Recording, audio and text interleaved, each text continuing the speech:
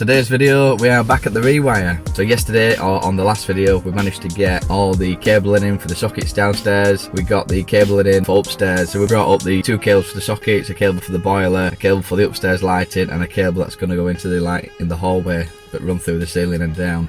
What we'll do is lift up the boards on the landing, we'll lift the boards up in the bedroom and the other bedroom. See how we're going to fish two cables across, one for one light of the lounge, one for the other light of the lounge, and bring that down to the switch in that room. And then we've got to wire the upstairs lighting feed. So what we'll do, we'll run the feed into the landing switch, which is going to be a 3-gang switch, and then through that up into the loft and then wire it into the lights. So what we'll do, we'll bring the feed into the lighting positions and then a switch wire from each light down to each switch for the rooms, and then that'll be all the lighting wired. So obviously we've got to chop those boxes out and get the chasers up to the ceiling for those. So we've got the sockets to chop in. So most of the cables are at the positions because there's only 3 sockets or 4 sockets going in. So all we have to do is chop the boxes in and get the cables that are there up the wall and into the back boxes. After that we can get it all second fixed and ready to power up on the fuse board side. So yeah, that's about it. So we'll just dive straight into it. Yeah, so we're in the house now.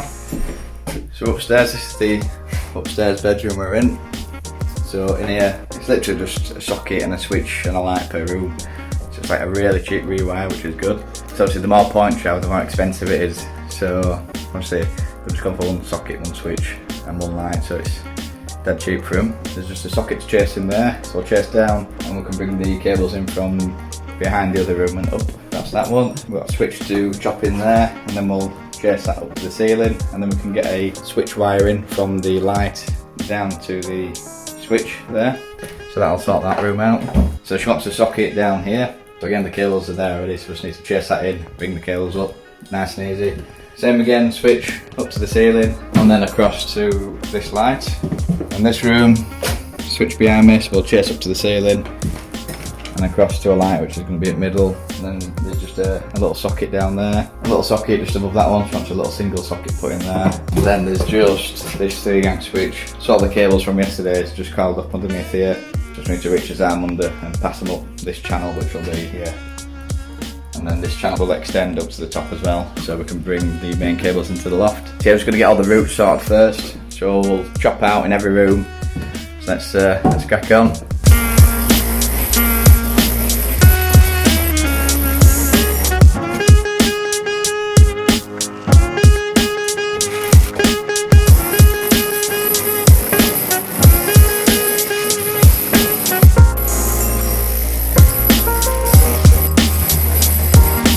So yeah, we're just going to chop out this switch now. So we're just going to get the chisel bit, land it about 2mm past all the way around. So we're just going to slightly angle away from that square. So we're coming at that angle, that angle, that angle, and that angle, all the way around. You want to chop about 25mm deep, because that's the depth of the back box. So I would chop that and a little bit more, maybe about 3mm more. And then once you've done that, you can then get your chisel bit, cut out the middle section. So if we just come in at an angle, it should just pop out. So from there, we're going to shave the box. So we're going to come in with a chisel bit, getting it nice and level, and we're just going to go left and right with a little bit of pressure on the trigger, just left, right, and what that'll do is just flatten off the actual back. So if you just keep going left and right, and not moving the distance away from the wall, what you'll end up doing is just getting rid of all the lumps and bumps and making it a nice smooth back for your metal back box to fit back to. And then we're going to fix the box, obviously make sure there's grommets in there. So from there we're just going to do a channel all the way to the top and bust through into the loft. And then that's this switch done.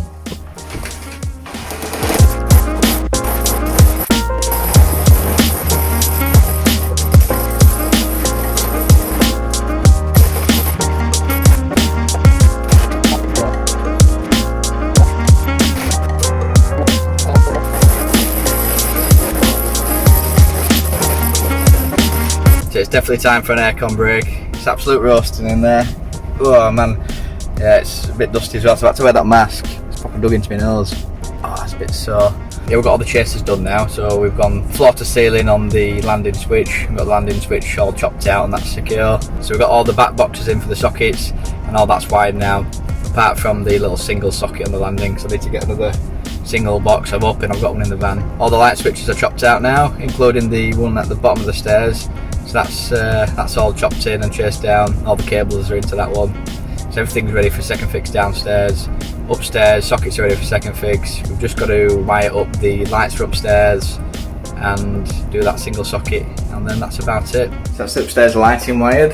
So we've got 3 cables dangling down, so feed in, feed out and switch wire. So switch wire just goes down to here. Again, the switch wire down to here, and that just goes over to there. And then there's just a feed in there that it doesn't go out again. So that's why there's 2. There's just 1 there because it comes from the switch. So it just gets powered up from the switch. You flick the switch, the brown cable comes live and it gets the neutral from there. So that turns on. That's the switch wire for in here. So we're still going to tap those cables down. And again, it's feed in, feed out and switch wire down to switch. So that's upstairs wired. Right then, so we're just going to wire up this intermediate switch. We've got 2 3-core earths here. So if you have a look, there's 3 cores on earth. So what we're going to do, there's a brown one, grey one and a black one. So the way we're going to wire it, so the grey and the black one are going to be strappers. If you have a look at this switch, it says intermediate switch. All this switch does is connect L1 to L3 and L2 to L4. When you flick the switch, L3 and L4 just reverse. So then L1 is connected to L4 and L2 is connected to L3. So that's how that works. So what we're going to do is put the strappers in to L1 and L2 from one cable. So the black and grey. We're going to go black and grey up here, obviously slave up brown on these, and then the actual brown core we're just going to put in a connector block, and that connector block just connects the brown cores, which will go into the common both ends. So this is basically a switch which lands between 2 switches. So we're just going to get this wired now. So a little video halfway through, so we've got our earths connected to the earth terminal up there, so they're just tucked into the back, common connector block through, so that can just tuck in there like so. And we've just got these strappers which we're going to slave up brown and get those into the back of the switch. So L1, L2, L1, L2. That's that wired up. So we've got a slaving on there to identify that they're line conductors. So we've got L3, L4, L1, L2. So literally when you flick this switch, all it does is just cross them 2 terminals over. So let's get that pushed back. So obviously when we're pushing these back, we want all the cables to land in the middle. If it lands behind these fixing holes here, when you send your screw in, you're just going to start screwing into your cables, which is not what you want. So we'll get that switch screwed back, and that's the intermediate switch done. So just wiring up his next switch now. This cable going up is going to the light above, and then these cables coming in are the 2 feeds, so feed in and feed out. So what we'll do, the brown cores of the feeds are going to go into the common of the switch, and the blue cores are just going to go in a connector block with this blue.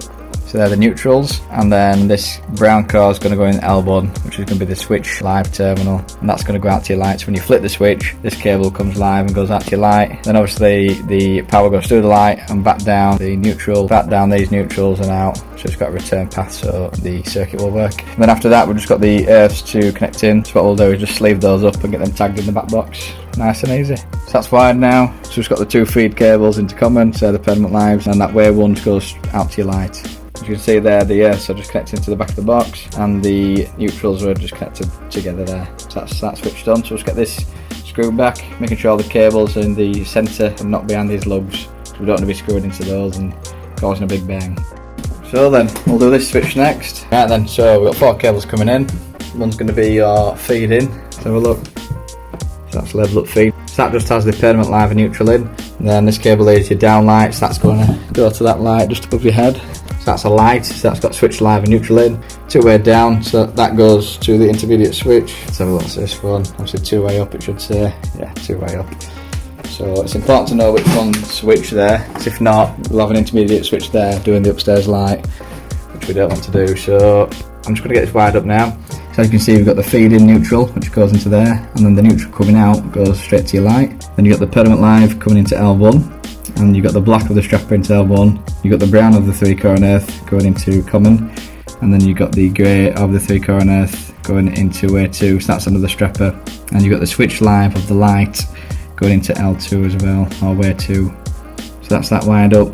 Then obviously on this end, this is the 3-core and earth which goes upstairs. So again, brown into common, black into L1, grey into L2, and that's it. Then upstairs what we'll do is bring a permanent from the upstairs light and feed to there. This is the other end of the 2-way switch. So we've got up light feed, so that's for the upstairs lights. Up 2-way, and that's the down 2-way. So let's get this wired in now.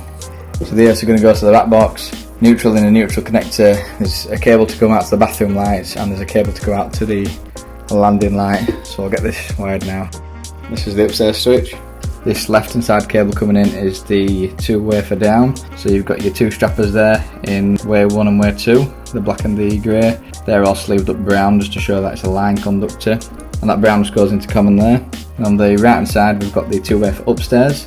So on this side we've got brown into common from the 3-core on earth, we've got the black into A1, and we've got the grey into A2. So this terminal is going to be the permanent live terminal, so it comes from your feed on that brown wire into there, and this blue cable is going to be the neutral, so that's just going to go in a connector block. So I've just taken the old fuse board off the wall, and these are all the old cables. I'm going to keep that because that's the old garage. I also want to keep this outside light, which is in newer cabling. So all this we can just snip out the wall and then get his new cables up into his fuse board.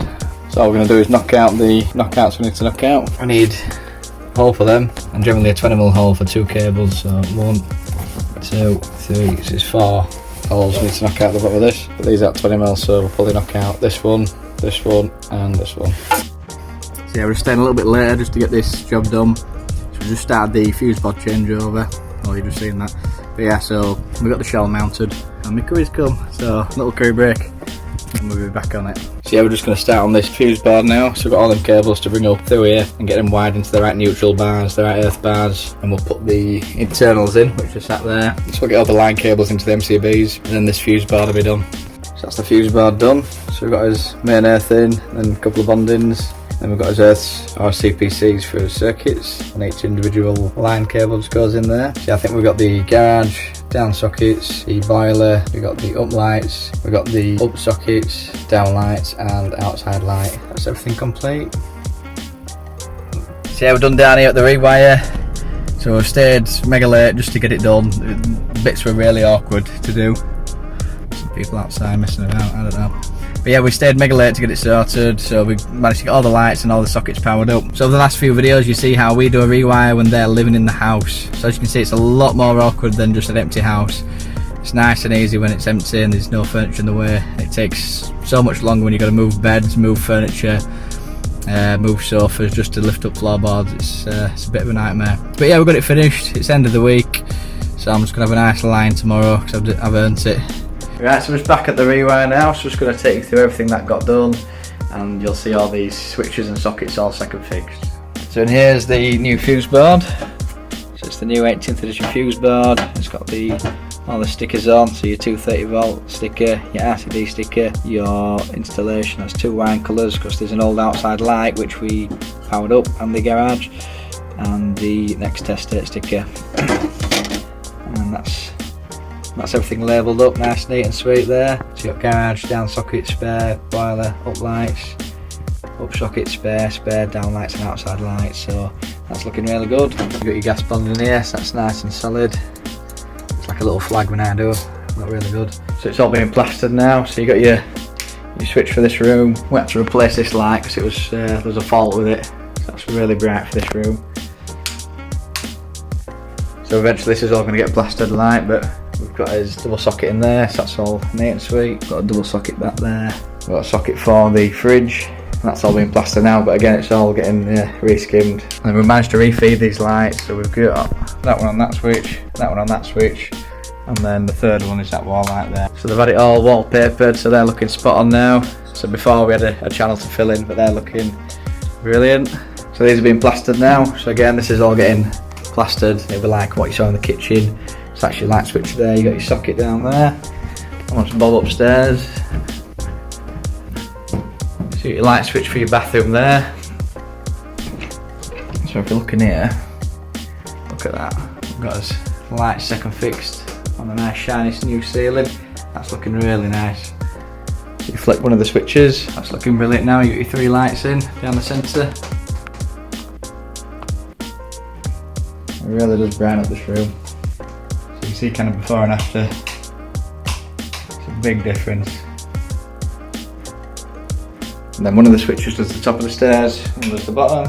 Then in this room, just a 1-gang switch and light. So that does that one there. And here, it was just a 1-gang switch again and light. So that's doing that one. And then finally in this room, 1-gang switch and light. And again, it's all been plastered, so it's just ready for wallpaper, and this room's decorated. So in this room there was just a double socket down here they wanted. There was a double socket behind here.